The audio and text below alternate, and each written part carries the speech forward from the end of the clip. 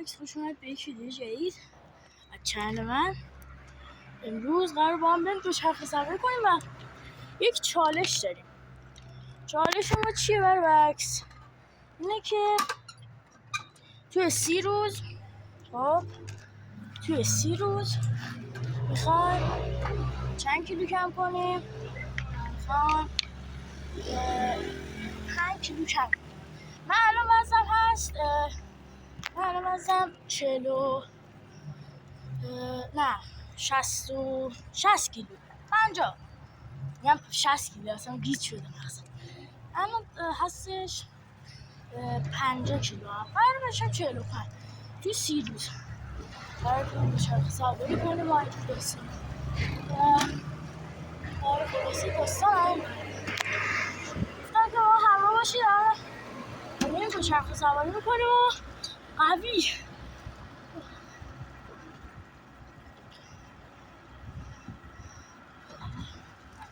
اصلا دیزاره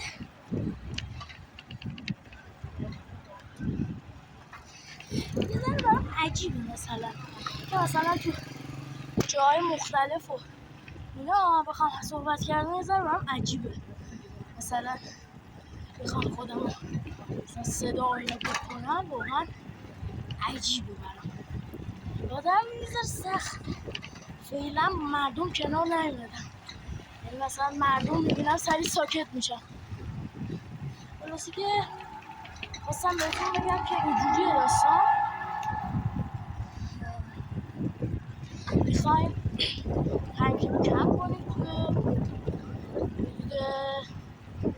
30 روز 20 روز. حالا اگه وزنم که کم کردم بهتون میرم داروخونه جایی قشنگ وزنم بهتون نشون میدم. مثل که الان اومدیم بچه ها شهرم تو پرنده، بعد جای خیابونه خلوت هم داره. خلاصه آدم یه ذره میترسه. من فیلم برداری هم چون میکنم آدم یه ذره میترسه، خاطر همینم اینجوریه داستان. اصلا جدیدن دوچرخه سواری زیاد بهم حال نمیده. مثلا اینجوری هم که خب اوکی چیه مگه مثلا. بعد من 2 تا خونه دارم مثلا میتونم برم اونجا. یکی خونه مام بزرگمه، یکی هم خونه خودمونه. و الان هم میخوام دوربین رو اونوری کنم که هم مسیر لذت ببرید دوستان. خب بذارم یه دقیقه پارک کنم. خب همونطور که میبینید دوربین برعکس شده و الان شما اونور میتونید داشته باشید. بریم با هم یک جای خیلی خوب و خفن. اوکی حواسم من باید به 2 طرفم باشه که یه موقع چیز نشه.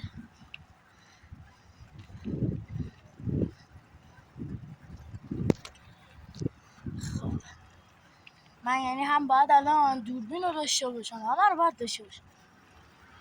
داستانه دیگه، کردن داستان باید حواست به همه جا باشه. سخته فیلم برداری کردن، واقعا سخت.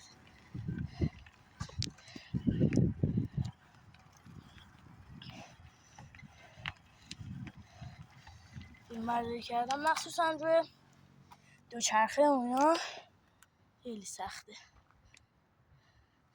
و اینکه الان خب دوستان همکنون که من رو دارید میبینید الان دارم میرم و الان اومدیم توی پیاده روی که توی پرند عینش نیست، یعنی واقعا خیلی تمیز و باحاله، خیلی قشنگه.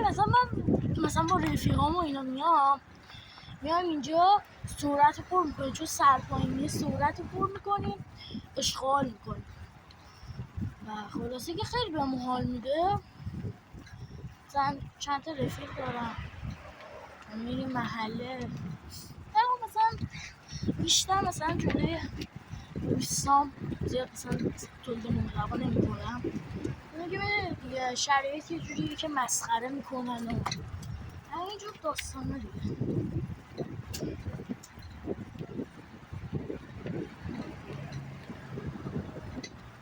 خلاصی که مثلا تو مردان با یکی از باباهای رفیقم بودیم. یه دونه رفیق دارم اسمش ساله است، اون خیلی بچه باحالیه. اون اتفاقا اصلا توی این کار با من پایه است. یعنی مثلا میگه یه چنل بزنیم تو اون تولید محتوا کنیم. ولی منم میگم آره اوکی، منم خوشم میاد، ولی خب به هر حال ببینیم چی میشه دیگه. حالا تو این چند وقتی که نتونسته بیاد، دوچرخه‌اش خرابه و یه سری مشکلات هست. دوچرخه‌اش خرابه، بعد مثلا الان پاهاشم چون چیز میره، اسمش چیه، این بوکس میره، پاش آسیب دیده، خاطر همینم چند وقت نتونسته بیاد. آره خلاصه این ویدیو هم گرفتم به خاطر اینکه مثلا یه تولید محتوا کرده باشم و امروز هم یه روزی با من بود و اینم از این چربی سوزی امروزم. البته بازم ادامه این ولاگ هست ولی خب فعلا برای امروز فکر میکنم کافیه. میرم حالا شاید بازم دور بزنم ولی شما رو نمیبینم. خاطر همینم که بچه همین توضیح در مورد چنل بزنم، این ورزش و سلامتی. کسی اگه گیم دوست داره بره تو چنل گیم. خلاصه کاری نداری، قربونتون، خدافظ.